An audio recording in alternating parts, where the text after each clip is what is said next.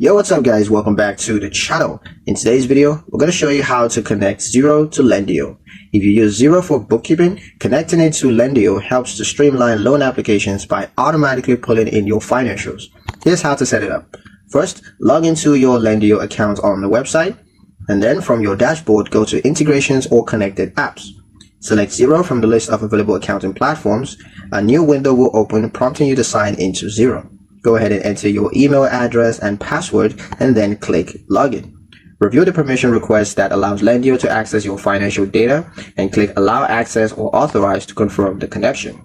Wait a few moments while the sync is complete, and once it's done, you're going to see Xero listed on the active integrations in your Lendio dashboard once it's successful. Your Xero data will now automatically flow into Lendio whenever needed for funded applications.